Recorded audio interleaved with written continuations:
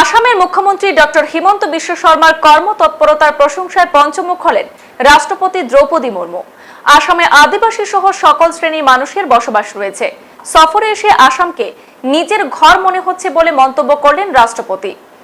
যে চায়ের জন্য বিশ্ববিখ্যাত আসাম, সেই চা পাতা চাষের ইতিহাস তুলে ধরে রাষ্ট্রপতিকে আকর্ষিত করলেন মুখ্যমন্ত্রীও। চা ও সাঁওতাল জনজাতির জন্য আসামের নাম বিশ্ববাসী জানতে পেরেছে বলে মন্তব্য করে সাঁওতাল কন্যা রাষ্ট্রপতিকে খুশি করার চেষ্টায় কোনো খামতি রাখলেন না মুখ্যমন্ত্রী। চা জনজাতি ও আদিবাসী অধ্যুষিত এলাকাসমূহে ৯৭টি হাই স্কুল উদ্বোধনের প্রসঙ্গ তুলে রাজ্যের প্রায় ৭০ লক্ষ চা ও সাঁওতাল জনজাতির কল্যাণে সরকারের প্রচেষ্টা অব্যাহত রয়েছে বলে রাষ্ট্রপতিকে অবগত করেন মুখ্যমন্ত্রী ডক্টর হিমন্ত বিশ্ব শর্মা। মহাপুরুষ শ্রীমন্ত শঙ্করদেব কলাক্ষেত্রে অডিটোরিয়াম হলের শিলান্যাস শেষে আলোচনা সভায় যোগ দিয়ে বক্তব্য রাখেন প্রথমবার রাজ্য সফরে আসা রাষ্ট্রপতি দ্রৌপদী মুর্মু। বক্তব্যের শুরুতে রাষ্ট্রপতি দাবি করেন, মা কামাখ্যার দর্শন করে তিনি আসাম সহ দেশবাসীর মঙ্গল কামনা করেছেন। মহাপুরুষ শ্রীমন্ত শঙ্করদেবের বাণী ও আদর্শ আসাম সহ পুরো দেশকে অনুপ্রেরণা প্রদান করে চলেছে। সাফল্য ও উন্নয়নের ক্ষেত্রে উন্নয়নের ইঞ্জিনে পরিণত হচ্ছে আসাম। রাষ্ট্রপতি দাবি করেন, তার হাতে উদ্বোধিত এবং শিলান্যাসকৃত প্রকল্পগুলি বাস্তবায়ন হলে রাজ্যের হাজার হাজার মানুষ তাতে উপকৃত হবেন। দেশের উন্নতশীল রাজ্যের সারিতে নাম উঠবে আসামের। রাষ্ট্রপতির হাত ধরে এদিন শঙ্করদেব কলাক্ষেত্রে অডিটোরিয়াম হলের শিলান্যাস ছাড়াও রাজ্যের বিভিন্ন প্রান্তে বড় মাপের বেশ কয়েকটি প্রকল্পের দ্বারোদ্ঘাটন এবং শিলান্যাস সম্পন্ন হয়েছে। এতে রয়েছে শঙ্করদেব কলাক্ষেত্রে অডিটোরিয়াম হল, গুয়াহাটি কেন্দ্রীয় সড়ক পরিবহন ও মহাসড়ক মন্ত্রণালয়, কেন্দ্রীয় পেট্রোলিয়াম ও প্রাকৃতিক গ্যাস মন্ত্রণালয়, রেলওয়ে এবং মহিলা ও শিশু মন্ত্রণালয়, উন্নয়ন বিভাগ এবং আসাম সরকারি স্কুল শিক্ষা বিভাগের প্রকল্প, আগায়াথুরিতে আধুনিক কার্গো ওয়ার্ক কোচিং টার্মিনাল, চা বাগান এলাকায় ১০০টি আদর্শ প্রাথমিক বিদ্যালয় ইত্যাদি। মুখ্যমন্ত্রী ডক্টর হিমন্ত বিশ্ব শর্মা তার বক্তব্যে সাঁওতাল জনগোষ্ঠীর কন্যা রাষ্ট্রপতি দ্রৌপদী মুর্মু লক্ষ লক্ষ ভারতবাসীর অনুপ্রেরণার উৎস বলে মন্তব্য করেন। আসামে চা পাতা চায়ের সংক্ষিপ্ত ইতিহাস তোলার পাশাপাশি রাজ্যের উন্নয়নের ক্ষেত্রে চা জনজাতি এবং আদিবাসীদের নানান অবদানের ইতিহাসকে রাষ্ট্রপতিকে অবগত করেন। মুখ্যমন্ত্রীর ভাষ্যমতে সিংহ সমাজের কোন এক প্রমুখ ব্যক্তি ১৮২৩ সালে ইস্ট ইন্ডিয়া কোম্পানির এজেন্ট মেজর রবার্ট ব্রুসকে প্রথম চা পাতার চারা প্রদান করেছিলেন। সেই চারাই প্রথম পোতা হয় রাজ্যের মাটিতে। রাজ্যের প্রথম চা কৃষক প্রয়াত মনিরাম দেওয়ান। পরবর্তী সময়ে চা পাতা চাষী জগৎ বিখ্যাত হয়েছে আসাম। এদিন শঙ্করদেব কলাক্ষেত্রে রাষ্ট্রপতির অনুষ্ঠানে অন্যান্য বিশিষ্টজনদের মধ্যে উপস্থিত ছিলেন রাজ্যের গভর্নর অধ্যাপক জগদীশ মুখী, কেন্দ্রীয় মন্ত্রী রামেশ্বর তেলী, শিক্ষামন্ত্রী রনোজ পেগু, মন্ত্রী বিমল বরা ও অজন্তা নিয়োগ সহ অন্যান্য বিশিষ্টজনেরা। आसाम के राज्यपाल प्रोफेसर जगदीश मुखी जी, मुख्यमंत्री डॉक्टर हेमंत बिश्व शर्मा जी, केंद्रीय पेट्रोलियम और प्राकृतिक गैस राज्य मंत्री श्री रामेश्वर तेली जी, असम सरकार के शिक्षा मंत्री डॉक्टर मनोज बेमू जी, महिला और बाल कल्याण मंत्री श्रीमती संजना जी, सांस्कृतिक कार्य मंत्री श्री विमल वसत जी, सामने बैठे हुए जनप्रतिनिधिगण, गणमान्य अतिथियों, देवियों और स्वजनों, नमस्कार। कार्यभार ग्रहण करार पाছত प्रथम बारई भावे आपनालोक সকলোৰে মাজত অসমত উপস্থিত হৈ মই অতিশয় আনন্দিত হৈছোঁ। आसाम के भाई बहनों के स्नेह और उत्साहपूर्ण स्वागत के लिए मैं उन्हें धन्यवाद देती हूँ। आज इस कार्यक्रम में आने से पहले मुझे माँ कामाख्या देवी के मंदिर में जाकर उनके दर्शन करने का सौभाग्य मिला। मैं माँ कामाख्या देवी से असम के भाई बहनों सहित सभी देशवासियों की प्रगति और समृद्धि की कामना करती हूँ। आसाम के विकास से जुड़े केंद्र और राज्य सरकार की विभिन्न परियोजनाओं का शिलान्यास और लोकार्पण करके मुझे बहुत खुशी हो रही है।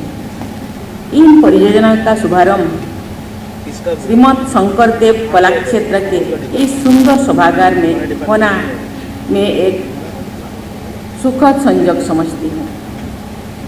मैं श्रीमद शंकरदेव जी की स्मृति के प्रति भावपूर्ण नमन करती हूँ। उनकी शिक्षाएं और आदर्श आज भी आसाम सहित पूरे देश के लिए प्रेरणादायी है। आज शुरू की जा रही परियोजनाएं स्वास्थ्य, शिक्षा, रेलवे, सड़क निर्माण, पेट्रोलियम तथा महिला सशक्तिकरण से जुड़ी ये परियोजनाएं मैं आशा करती हूँ आगे जाकर असम को एक ऐसे स्थान पे पहुँचाएगा, भारत केवल नहीं पूरा विश्व इसको देखते रहेगा।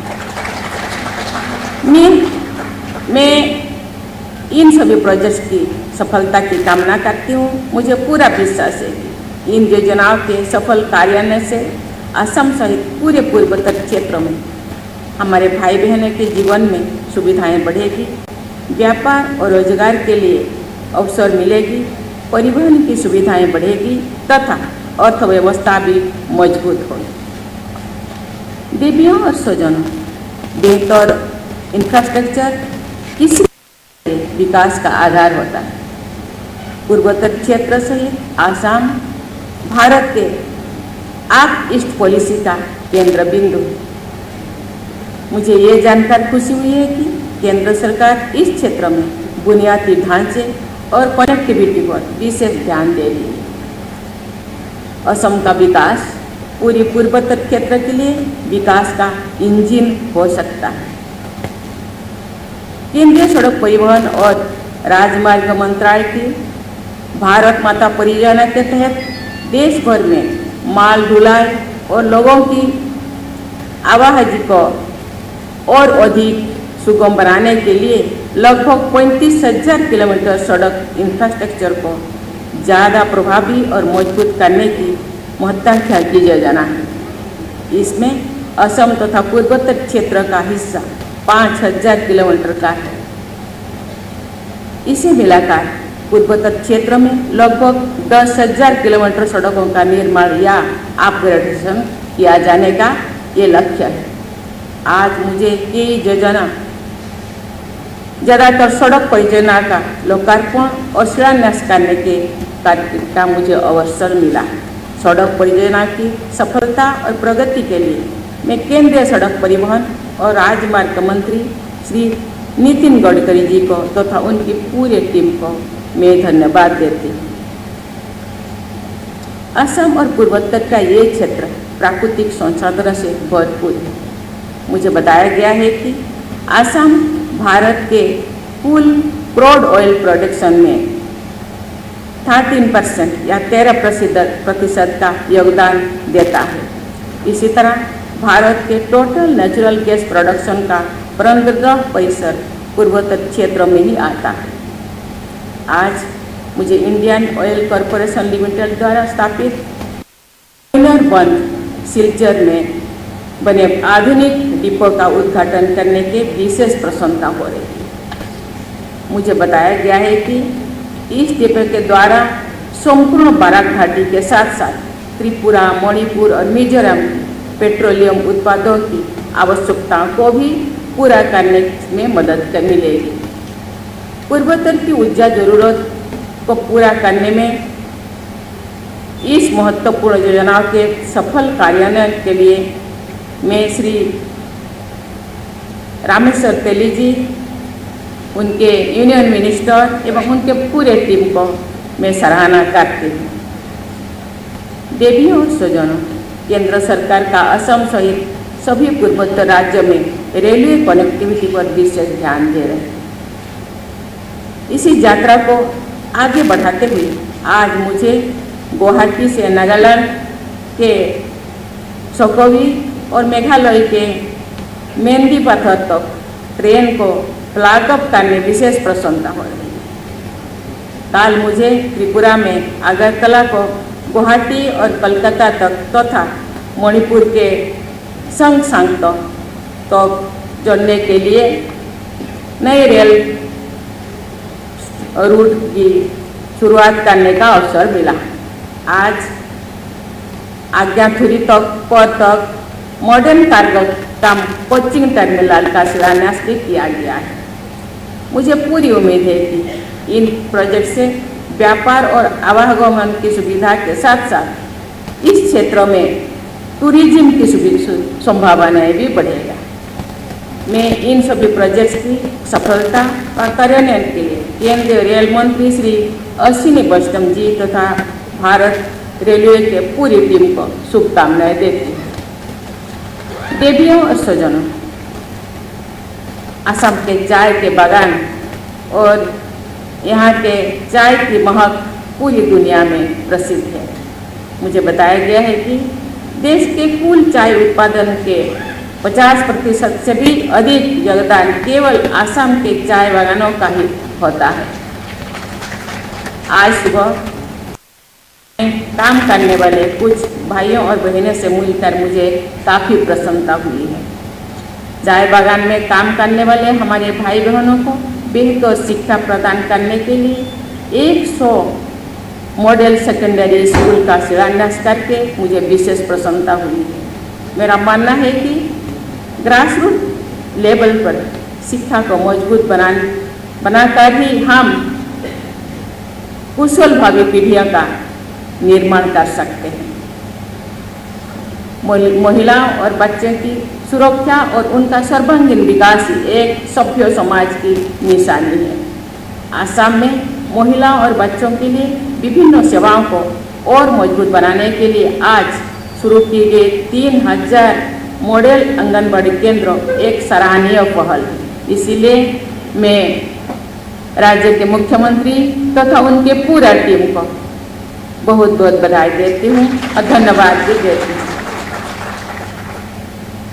असम के समग्र विकास के लिए लागू की जा रही विभिन्न परियोजना के लिए मैं मुख्यमंत्री डॉक्टर हेमंत बिस्वा शर्मा जी तथा उनकी पूरी टीम को बधाई देती हूँ।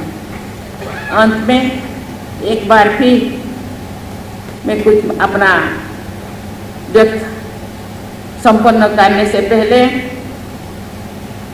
मुख्यमंत्री जी मेरे लिए जो आग्रह किए थे इसलिए मैं धन्यवाद देना चाहती हूँ। कल जब मेरे सम्मान में जो सिविक रिसेप्शन आयोजन किया गया था वहाँ मुझे आसाम के बेटी या आसाम के आप लोगों से एक हूँ वो जो बताए थे मुझे बहुत अच्छा लगा। जो मुझे रिक्वेस्ट किए हैं कि आसाम आने के लिए, क्योंकि ये राज्य मेरा भी है तो मुझे तो आना ही पड़ेगा। अंत में एक बार फिर मैं आपके लिए स्नेह और स्वागत के लिए असम के भाई बहनों का धन्यवाद करती हूँ। मैं असम की प्रगति और आप सब निवासियों की उज्जवल भविष्य की कामना करती हूँ। जय हिंद, जय भारत। महोदय, आपके उत्साहवर्धक शब्दों के लिए हम हार्दिक आभार व्यक्त करते हैं। भारतर सम्मानिया राष्ट्रपति श्रीमती द्रौपदी मुर्मू डांगरियानी, अहोমৰ सम्मानिया राज्यपाल प्रोफेसर जगदीश मुखी डांगरिया, केंद्रीय मंत्रिसभात पेट्रोलियम विभागर राज्यिक मंत्री हिसापे दायित्व पालन करा रामेश्वर तेली डांगरिया, अहोम सरकार शिक्षा मंत्री डॉक्टर रमेश बेगु डांगरिया, अहोम सरकार महिला और शिशु कल्याण विभागर मंत्री श्रीमती अजंता नायक डांगरियानी, अहोम सरकार सांस्कृतिक परिक्रमा विभागर मंत्री विमल बरा डांगरिया, सभास्थलित उपस्थित सुधी मंडल, केंद्र और राज्य सरकारों विभिन्न उन्नयनमूलक प्रकल्पर उद्बोधन और आधारशिला स्थापन उपलक्षे श्रीमंत शंकरदेव कलाक्षेत्र आयोजित এই गांभीर्यपूर्ण অনুষ্ঠানলৈ मैं भारतवर्षर माननीय राष्ट्रपति श्रीमती द्रौपदी मुर्मू महोदयाक आदरणी जनाइছো। आमार बारे गौरवर विषय जे राज्यखনৰ विकासर যাত্ৰাক অধিক গতিশীল কৰি তুলিবলৈ माननीय राष्ट्रपति महोदया आमार মাজত আজি उपस्थित হৈছে। দেশৰ ৰাষ্ট্ৰপতিৰ সন্মানীয় পদ অলংকৃত কৰাৰ পিছত অসম ভূমিলৈ এইটো তেখেতৰ প্ৰথম ভ্ৰমণ। মই অসমবাসীৰ হৈ মাননীয় ৰাষ্ট্ৰপতি মহোদয়াক পুনৰবাৰ এই পবিত্ৰ ৰাজ্যখনলৈ স্বাগতম জনাইছোঁ। আপোনাৰ আগমনে পবিত্ৰ অসম ভূমিৰ গৰিমা দুগুণ বৃদ্ধি কৰিছে। আপোনাৰ আগমনে আমাক আনন্দিত আৰু গৌৰৱান্বিত কৰিছে। ভাৰতবৰ্ষৰ গৰ্বিত জনজাতীয় সমাজক প্ৰতিনিধিত্ব কৰা মাননীয় মুৰ্মু মহোদয়া দেশৰ গণতান্ত্ৰিক ইতিহাসত নজিৰ সৃষ্টি কৰি সন্মানীয় ৰাষ্ট্ৰপতিৰ পদ অলংকৃত কৰিছে। জীৱনৰ অজস্ৰ ঘাত প্ৰতিঘাত সাহসেৰে মোকাবিলা কৰি আজীৱন জনসেৱাত নিস্বাৰ্থভাৱে আত্মনিয়োগ কৰা শ্ৰদ্ধাৰ মুৰ্মু মহোদয়া লক্ষ লক্ষ ভাৰতবাসীৰ অনুপ্ৰেৰণাৰ উৎস। দেশবাসীক তেখেতৰ অসাধাৰণ জীৱন কাহিনীয়ে শক্তি আৰু সাহস দিছে। চাওতালী পৰিয়ালৰ কন্যা মুৰ্মু মহোদয়াৰ অসম ভূমিৰ সৈতে আছে এক দীঘলীয়া সম্পৰ্ক। পূৰ্বে ৰাজ্যৰ বিভিন্ন স্থান ভ্ৰমণ কৰি অসমখনক তেখেতে বুজি উঠিছে। असम में माननीय मुर्मू जी की उपस्थिति के इस गौरवपूर्ण अवसर पर मैं राज्य को लोगों के जीवन में छाई जनजाति आदिवासी समुदाय के योगदानों के बारे में बोलना चाहूंगा। असम में साई की खेती का एक लंबा इतिहास रहा है। सिंफो समाज के प्रमुख सिंफो गाम या बिसा गाम ने सन 1823 में ईस्ट इंडिया कंपनी के एजेंट मेजर रॉबर्ट ब्रूस को पहला चाय का पौधा तोहफे में दिया था। तभी अंग्रेजों का असम के जंगलों में चाय के पेड़ों का बारे में पता चला था। स्वतंत्रता संग्राम में शहीद मनीराम देवान असम के पहले चाय किसान थे। असम में चाय की खेत में पहले सिंफो, दूसरे कसारी, तीसरे नागा और चौथे चीनी मजदूर कार्यरत थे। बाद में बिहार, बंगाल, उड़ीसा, मध्य प्रदेश, आंध्र प्रदेश आदि राज्य के विभिन्न हिस्सों से श्रमिकों को चाय बागान में लगाया गया था। सन 1911 में असम के जोरहाट में चाय प्रयोगशाला की स्थापना की गई थी। यही दुनिया की पहले चाय प्रयोगशाला है। सन 1838 के मार्च महीना में असम की चाय पत्तियों को पहला बार लंदन भेजा गया था। प्रत्येक समाज की अपनी निजी संस्कृति होती है। चाय जनजाति समुदाय की भी अपना अपना संस्कृति है। अपनी संस्कृति होने का बावजूद जनजाति समुदाय भी असमिया संस्कृति में शामिल हो गए हैं। चाय बागानों की संस्कृति में असमिया संस्कृति का प्रभाव रहा है। इसका कारण दोनों समाजों की संस्कृतियां एक दूसरे के संस्कृति के करीब आ गई है। चाय बागानों पर आधारित कोई असमिया फिल्मों का निर्माण किया गया है। असमिया गीतों और फिल्मों में चाय जनजाति आदिवासी समुदाय के संस्कृति का झलक मिलती है। सन 1957 में ही भारत रत्न डॉक्टर भूपेन हजारिका जी ने चाय बागान के पृष्ठभूमि पर एराबतर हो नाम से एक सिनेमा का निर्माण किया था। चाय बागान के लिए पृष्ठभूमि पर ही डॉक्टर भूपेन हजारिका जी द्वारा निर्मित एक प्रसिद्ध सिनेमा है शामिली मैम साहब। चाय बागान के जुनून, गीत और नृत्य अब असमिया संस्कृति का एक अभिन्न अंग बन गया है। असम के जनजीवन की महत्वपूर्ण भूमिका निभाने वाले चाय जनजाति और आदिवासी समाज के विकास के लिए हम निरंतर प्रयास कर रहे हैं। हमारी सरकार चाय जनजाति और आदिवासी समुदाय की भविष्य की पीढ़ी में को शिक्षा प्रदान करने के लिए कदम उठा रही है।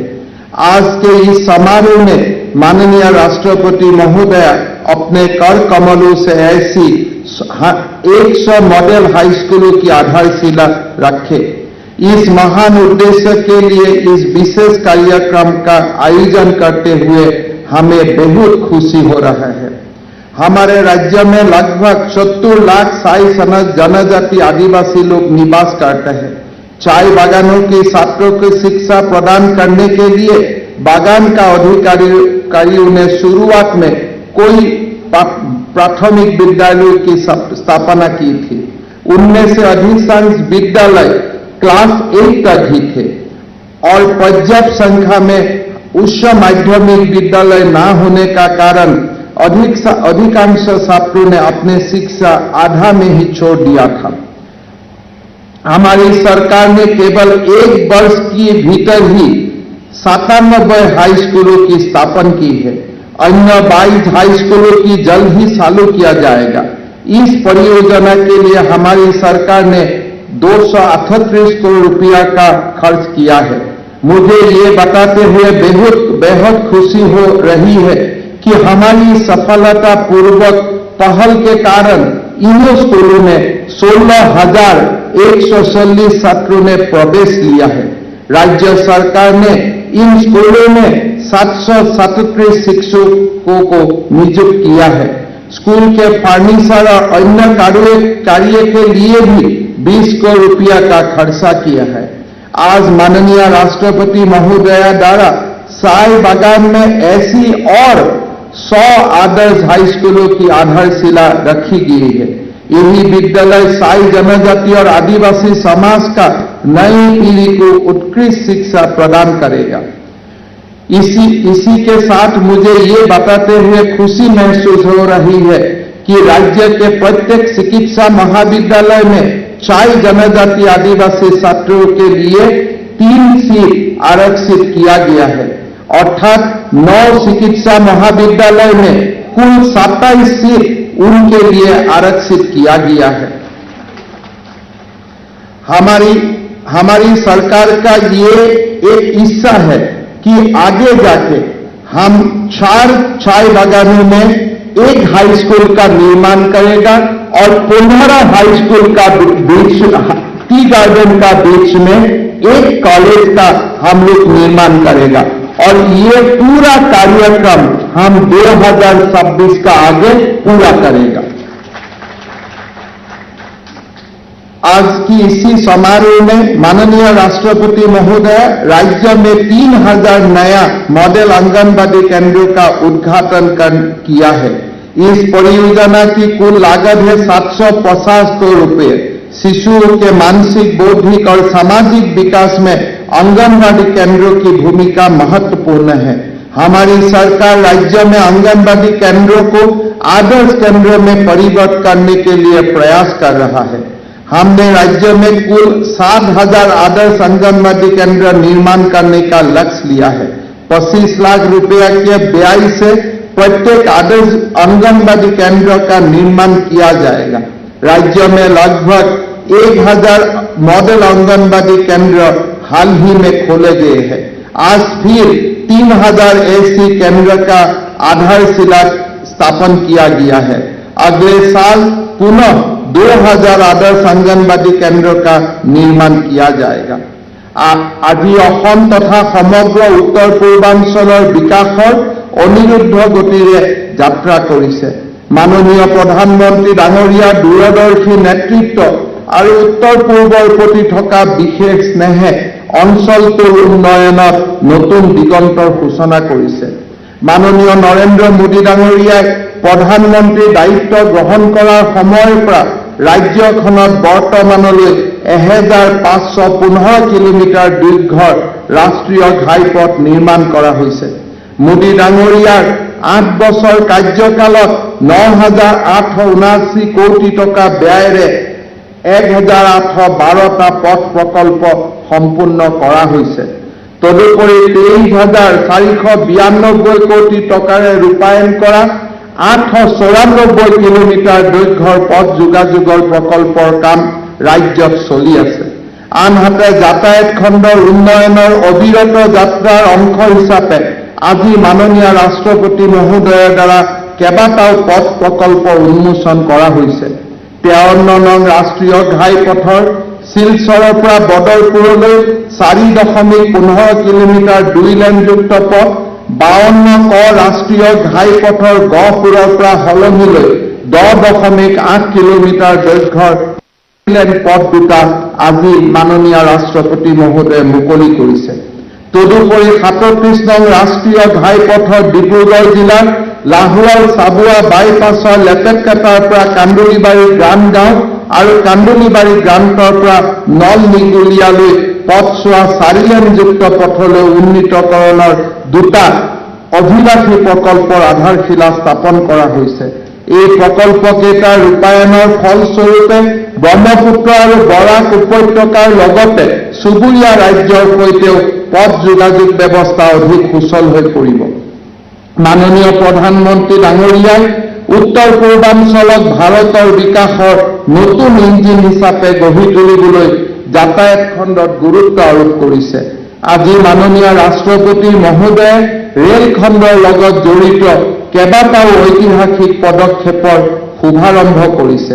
আজি মাননীয় ৰাষ্ট্ৰপতি মহোদয়ে মেঘালয়ৰ একমাত্ৰ ৰেলৱে ষ্টেচন মেন্দিপথাৰ পৰা নাগালেণ্ডৰ নতুনকৈ নিৰ্মাণ কৰা চকুভি ৰেল ষ্টেচনৰ মাজত ৰেল সেৱাৰ ফ্লেগ অফ কৰিছে। প্ৰায় 100 বছৰ বিৰতিৰ মূৰত নিৰ্মাণ কৰা চকুভি হৈছে नागालैंडर द्वितीय रेल स्टेशन। नागालैंड में पहला रेलवे स्टेशन 100 साल पहले बनाया गया था। ये दूसरा रेलवे स्टेशन 100 साल का बाद प्रधानमंत्री मोदी जी ने निर्माण किया। माननीय राष्ट्रपति महोदय गुवाहाटी राती काखरिया आगियाथुरी एक अत्याधुनिक कार्गो काम कौशिक टार्मिनेल निर्माणर आधारशिला स्थापन करिছে। এই পদক্ষেপে সা সামগ্ৰী পৰিবহনৰ সুব্যৱস্থাপনাত বিশেষভাৱে সহায় কৰিব। তৈল খণ্ডত উত্তৰ পূৰ্বাঞ্চলৰ এক সমৃদ্ধিশালী ইতিহাস আছে। ভাৰতবৰ্ষৰ তেল আৰু প্ৰাকৃতিক গেছৰ প্ৰথম আৱিষ্কাৰ হৈছিল উত্তৰ পূৰ্বত। দেশৰ 18% তেল আৰু গেছৰ ভাণ্ডাৰ হৈছে উত্তৰ পূৰ্বত। আমাৰ অঞ্চলৰ হাইড্ৰকাৰ্বন খণ্ডৰ পৰ্যাপ্ত বিকাশৰ প্ৰতি লক্ষ্য ৰাখি কেন্দ্ৰীয় চৰকাৰে ইতিমধ্যে নৰ্থ ইষ্ট হাইড্ৰকাৰ্বন ভিছন 2030 মুকলি কৰিছে। শক্তি খণ্ডত ৰাজ্যখনক স্বাৱলম্বী কৰা আৰু ডাউনষ্ট্ৰীম ইণ্ডাষ্ট্ৰী নেটৱৰ্ক অধিক শক্তিশালী কৰাটো চৰকাৰৰ লক্ষ্য। তাৰ বাবে শিলচৰৰ মইনা বন্দৰত অইল ইণ্ডিয়াই নিৰ্মাণ কৰা ৰাজ্যৰ 10 নম্বৰ ডিপোটো মাননীয় ৰাষ্ট্ৰপতি মহোদয়ে শুভ উদ্বোধন কৰিব। এই ডিপোৱে সমগ্ৰ বৰাক উপত্যকাৰ লগতে চুবুৰীয়া ৰাজ্য ক্ৰমে ত্ৰিপুৰা, মণিপুৰ আৰু মিজোৰামৰ এনাৰ্জি ছিকিউৰিটিত সহায় কৰিব। যোৱা বানপানীত আমি বৰাক উপত্যকাত কি ধৰণে পেট্ৰল ডিজেলৰ সংকট হৈছিল, সেই সংকটৰ যাতে ভৱিষ্যতে উদ্ভৱ হ'ব নোৱাৰে তাৰ বাবে প্ৰধানমন্ত্ৰী ডাঙৰীয়াই ততাতয়াকৈ বৰাক উপত্যকাৰ ৰাইজলৈ এই বিশেষ সুবিধা আগবঢ়াইছে। मैं माननीय राष्ट्रपति महोदय को हमारी सरकार द्वारा ली गई कुछ विकासों कार्य का बारे में जानकारी देना चाहता हूं। हमारे सरकार गठन से अब तक 38,933 युवाओं को सरकारी रोजगार प्रदान किया गया है। साथ ही तीसरी और चतुर्थ वर्ग के करीब 26,000 पदों का नियुक्ति पत्र शुरू हो गया है। हमारा यही लक्ष्य है कि अगली 6 महीना के अंदर 1 लाख युवा युवती को सरकारी खंड में हम लोग नौकरी का मुहैया करवाऊंगा। राज्य के राजमार्गों और मुख्य जिला सड़कों के उन्नयन के लिए कदम उठाया गया है। गुवाहाटी और उत्तर गुवाहाटी के बीच ब्रह्मपुत्र पर एक 6 लेन युक्त पुल का निर्माण तीव्र गति से चल रहा है। इसके अलावा अन्य 2 पुलों का निर्माण के लिए भी कदम उठाया गया है। सरायघाट पुल के पास ब्रह्मपुत्र पर रेल और वाहनों की आवाजाही के लिए अन्य एक नया पुल के निर्माण के लिए भी केंद्रीय सरकार ने मंजूरी दिए है। हमारे सरकार ने ऐसे ही कोई सारे जनकल्याणमूलक काम कर रहा है। আজি আমি গৌৰৱ অনুভৱ কৰোঁ যে আমাৰ ৰাজ্যৰ 19 লাখ পৰিয়ালে প্ৰতি মাহৰ 10 তাৰিখে বেংক যোগে 1,000 টকাকৈ লাভ কৰিছিলে। এই ধনৰাশিৰ পৰিমাণ যোৱা 10 অক্টোবৰৰ পৰা 1250 টকালৈকে বৃদ্ধি কৰা হৈছে আৰু 6 লাখ নতুন পৰিয়ালক এই আঁচনি আমি সামৰি ল'ম। माइक्रो फाइनेंस से ऋण लेकर मुश्किलों का सामना करने वाली महिलाओं को राहत प्रदान करने के लिए असम माइक्रो फाइनेंस प्रोत्साहन और राहत योजना के माध्यम से हमने लगभग 9 लाख महिलाओं को लाभान्वित किया है। किसानों से 940 रुपया MSP पर धान खरीदने के लिए हमने कदम लिया था। इसमें राज्य के लगभग 43,938 किसान लाभान्वित हुआ है। आज उत्तर पूर्व के सभी उग्रवादी समूहों ने या तो हथियार डाल दिया है या बातचीत की प्रक्रिया में है। दशकों को बाद पहली बार केंद्रीय सरकार ने नागालैंड, असम और मणिपुर की बड़े क्षेत्र से सेना की विशेष क्षमता अधिनियम AFSA को हटाया। हमारी सरकार दशकों पुराने असम, नागालैंड, असम, मिजोरम, असम, अरुणाचल और असम, मेघालय का जो सीमा विवाद है, इसको भी सुलझाने की दिशा में आगे बढ़ा है। राज्य को नया पीढ़ी को ड्रग्स जैसे नशीली पदार्थ से मुक्त कराने का महत्वपूर्ण पदक्षेप लिया गया है। एक ड्रग्स फ्री असम बनाने के लिए हम निरंतर प्रयास कर रहा है। पिछले वर्ष के मई महीना से अब तक असम पुलिस ने 900 करोड़ रुपया के ड्रग्स बरामद किया है और 6,808 ड्रग्स डीलर को गिरफ्तार किया है। असम तथा नॉर्थ ईस्ट के विकास यात्रा में आज का यही दिन सुनहरे अक्षरों में लिखा रहेगा। आज राष्ट्रपति महोदय के कर कमलों से उद्घाटन किया गया यही परियोजना को इस क्षेत्र में विकास के गति में और तेजी देगा। मैं फिर से एक बार माननीय राष्ट्रपति महोदय को धन्यवाद देता हूं। इसी अवसर पर मैं माननीय राष्ट्रपति महोदय से एक निवेदन करना चाहता हूं। आपने पहले भी असम भ्रमण किया है। मैं आपको हमारी राज्य की प्राकृतिक संस्कृति और जीवन शैली को करीब से देखने के लिए एक बार फिर असम का चाय बागान और काजीरंगा को भ्रमण करने के लिए आमंत्रित करता हूं। आपके आगमन से हम कृतज्ञ होंगे।